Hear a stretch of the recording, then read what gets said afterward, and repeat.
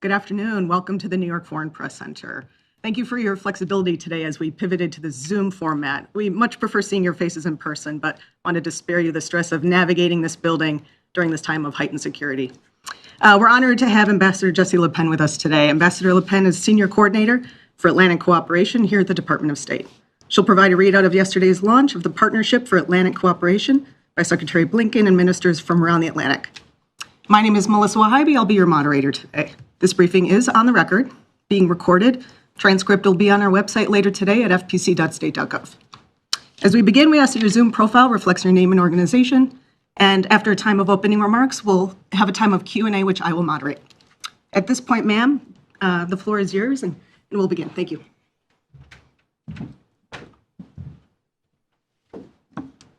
Thanks. Morning, everyone. Really nice to see all of you on screen. I think most of you will have seen the president's remarks this morning at the opening of the General Assembly, and you will have heard him talk about yesterday's event at which Secretary of State Blinken launched with many of his counterparts from around the Atlantic, the new Partnership for Atlantic Cooperation. And I have to say that the word partnership is really important in this context because getting to yesterday and getting to this launch was truly a group effort. So yesterday, 32 coastal Atlantic countries adopted the Declaration on Atlantic Cooperation and an action plan to begin implementing immediately.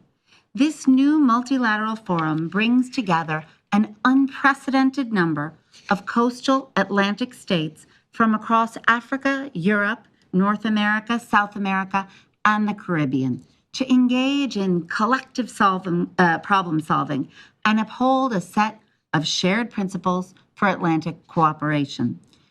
The stakes are high for Atlantic countries to be able to work together more effectively. That's true whether we consider the economic activity the Atlantic Ocean supports, the environmental resources and benefits it provides, or the channels of communication it enables. We must strengthen cooperation to facilitate innovation and conversations on these issues. The Partnership for Atlantic Cooperation aims to do just that. As Secretary Blinken said yesterday, by joining this declaration, each of us is affirming our commitment to the interconnected goals of advancing a peaceful, stable, prosperous, open, safe, and cooperative Atlantic region, and to conserve a healthy, sustainable, and resilient resource for generations to come. Now, I mentioned how important the word partnership has been in this journey of getting to launch.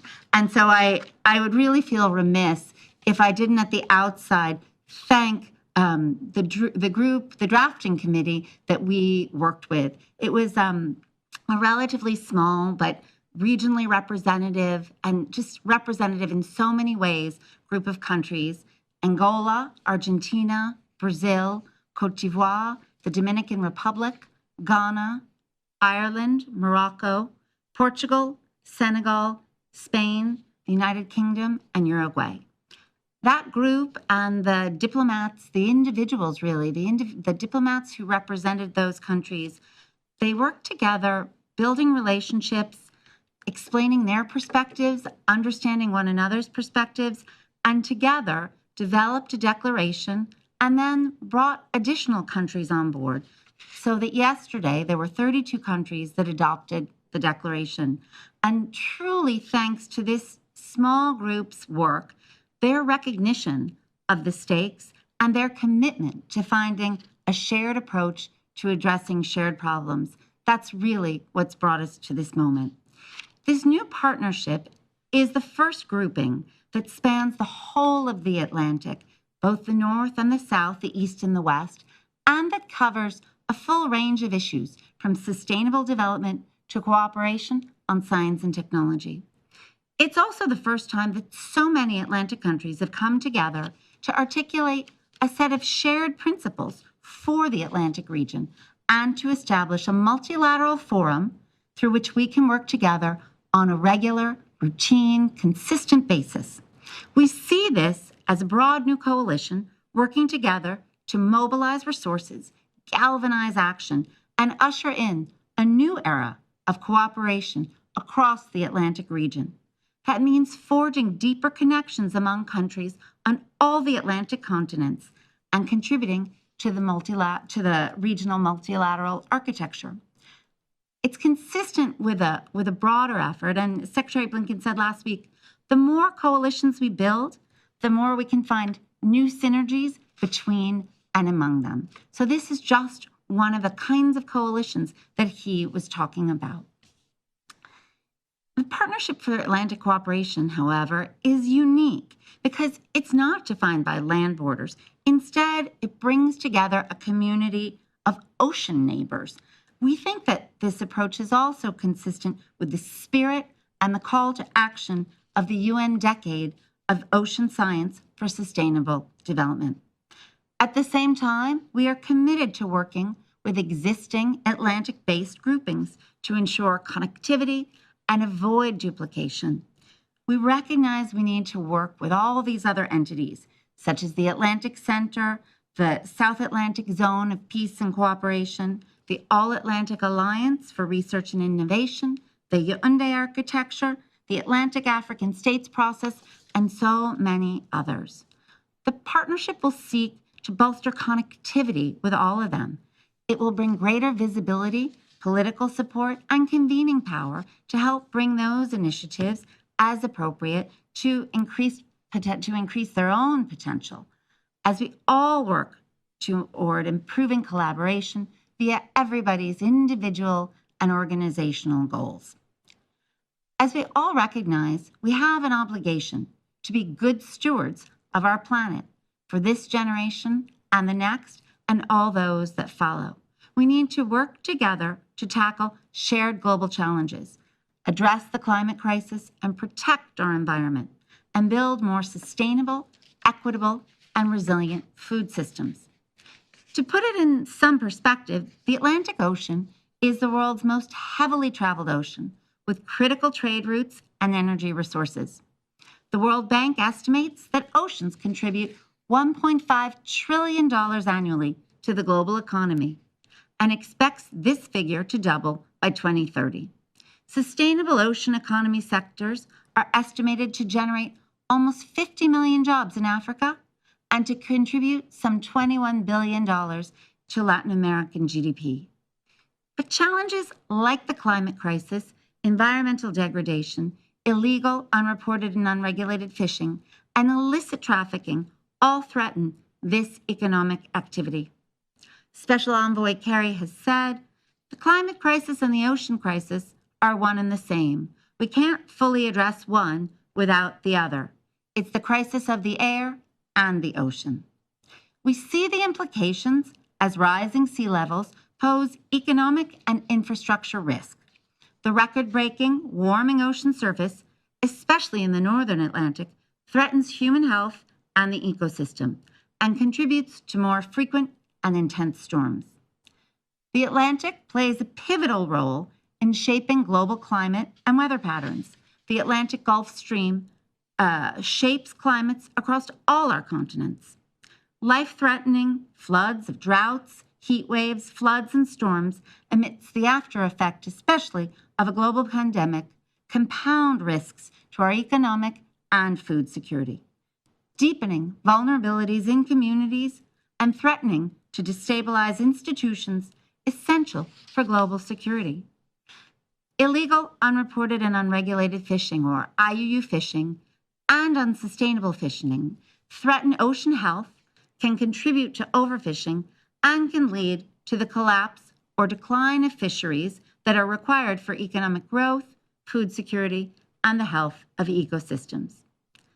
That means that legal fishing, not grounded in a science-based management, and IUU fishing, which evades management rules, can both threaten sustainability and food security of the communities that depend on them, especially when those activities involve forced labor, human trafficking, and other crimes and human rights abuses.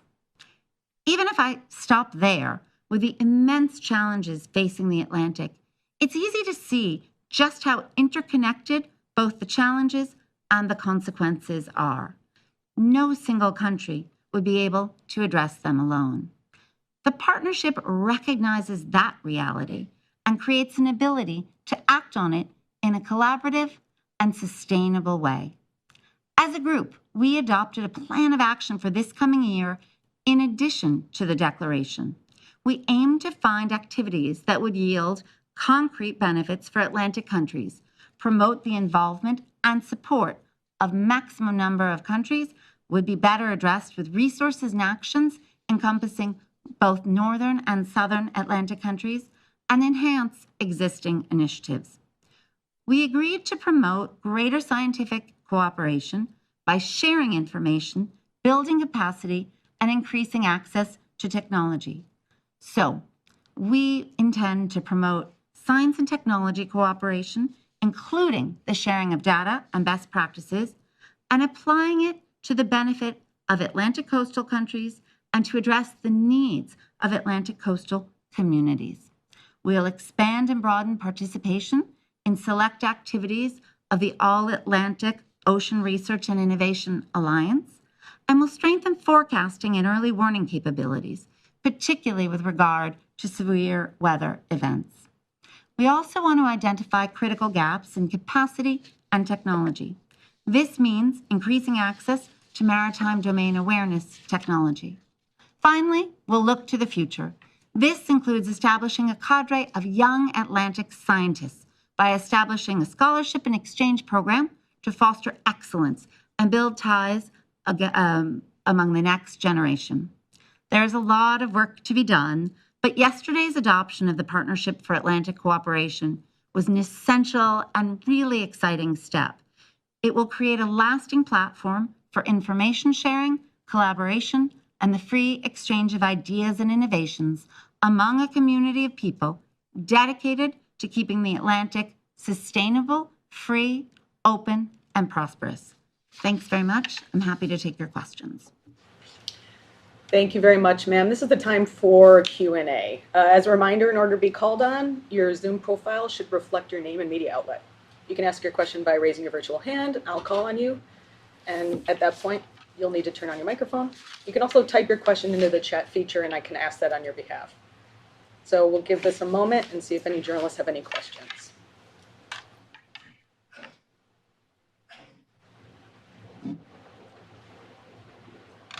Thank you, Pearl. I see you have a question. If you could engage your microphone, and you can offer up your question.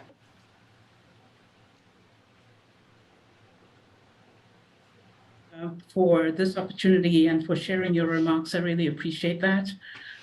So I'd like to maybe begin by asking you questions regarding the continent of Africa and the maritime waters that you have described along the Atlantic.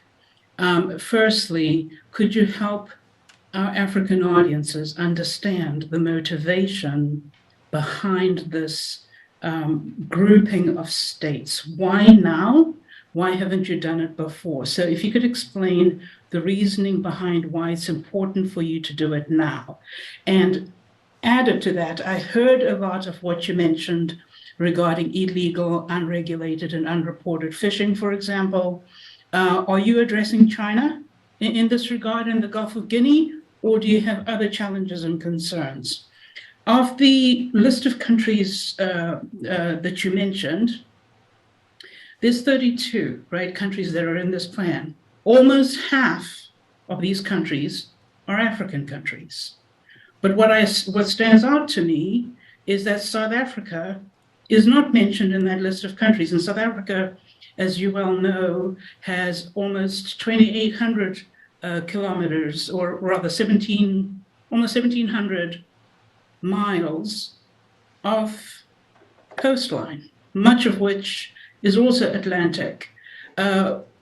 How is it that South Africa is not part of this list? And could you speak to that, please?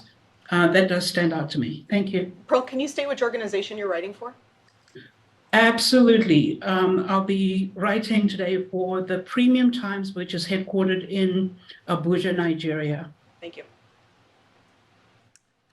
Thanks so much for those questions. So I think on the why now, which is a really important question. I think it reflects the commitment to partnership, commitment to multilateralism, appreciation of global challenges. The president said this morning, our future is bound to yours. No nation can meet the challenges of today alone.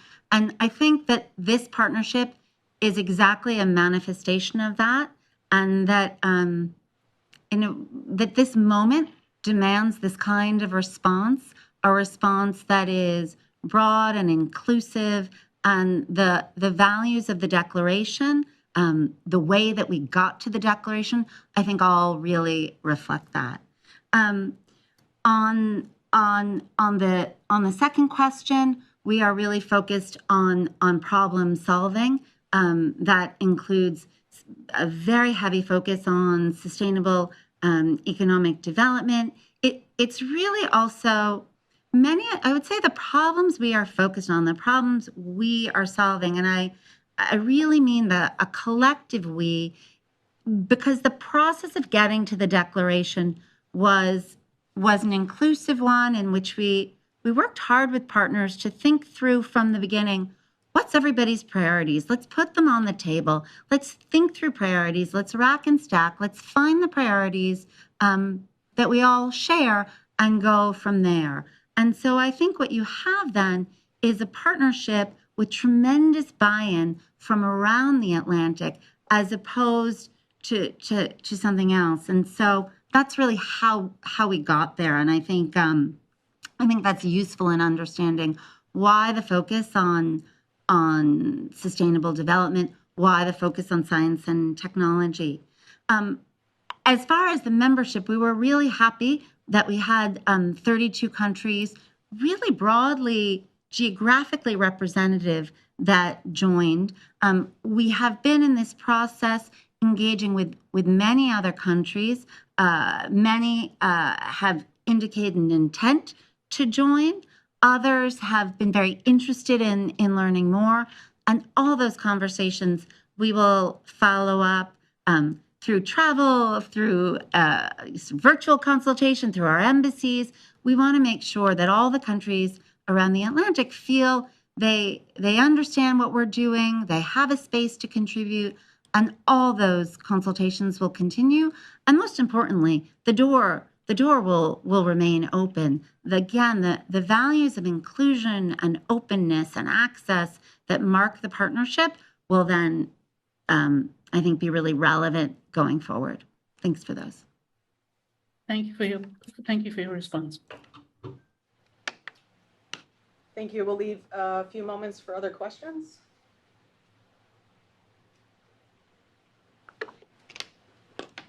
Ma'am, if you could state the goal for the partnership, and also following that, now that you've launched, what are the next steps? So on goals, really two main goals. The first is to lay out a framework. It's to articulate the values through which we as an Atlantic community, through which we as Atlantic countries understand our shared resources, understand our shared challenges, and the values through which we want to address them.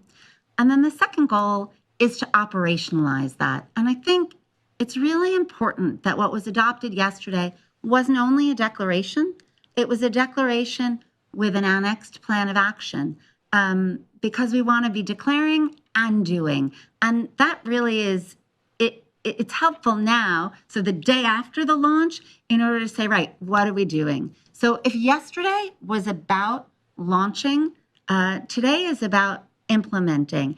And so wonderfully, from the perspective of those who are working on it, we already have some timelines laid out in terms of beginning a process right away, where we know we've got deadlines in November. We will begin to convene a series of working groups and really narrow the priorities and get to work. Great, thank you. And then also, how does this partnership relate to other organizations working in the Atlantic? One really important theme for us has been non-duplication, non-competition. There are others who are working in the space, and hard problems need many solutions. There isn't going to be one effort to solve hard problems. And so I think really crucially, we from the outset have recognized that there are other leaders around the Atlantic who are contributing to thinking about the challenges and also thinking about the solutions. And so from the outset, we have been committed to making sure that we are working in a transparent, collaborative way and are committed to working with other organizations. Challenges are too big for inefficiency and duplication. And so our goal is very much to ensure we work closely with others. Thank you. Pearl, you indicated you might have a follow-up question. If that's true, feel free to open your mic and ask that question. Thank you so much. And Ambassador, I appreciate you affording me this second opportunity for a very short question. I hear you on the operationalization aspect of it and implementation, which is important. So my question to you is, given the realization, right, that any big projects such as the one these countries are going to be embarking on, for it to be successful, is going to mean you need coordination. You've got different countries with different national interests and different challenges, some of them with security challenges. And so, have you identified who will coordinate this? And when will they get started? Where will they be set up? So could you sort of thresh out a little bit more this implementation piece, because I hear the great plan, it's a great plan. Will it actually work? And if it does work, there needs to be a lead person who will coordinate this. How's that going to look? Thanks so much for that.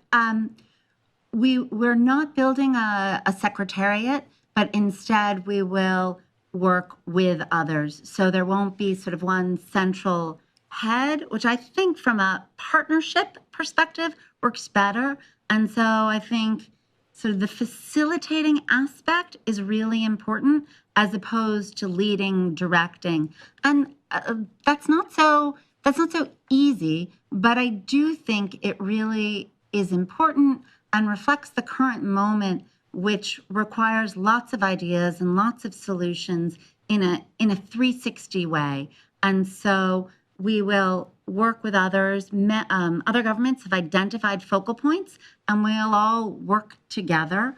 But we fully appreciate the challenges around coordination and around implementation. And I think we've been really focused on those from the outset, because that's where we need to work. That's where we need to be in order for this really terrific declaration to be embodied and for coastal communities around the Atlantic to feel its impact. Thank you very much. If there are no other questions, this concludes our briefing today. Thank you, Ambassador, for being here, and to the journalists who participated. Again, thank you for this virtual pivot. Appreciate everybody's flexibility. Again, the transcript will be available on fpc.state.gov later today. If anybody has any questions, you can reach us and email us at nyfbc@state.gov. Thank you so much. Have a good afternoon.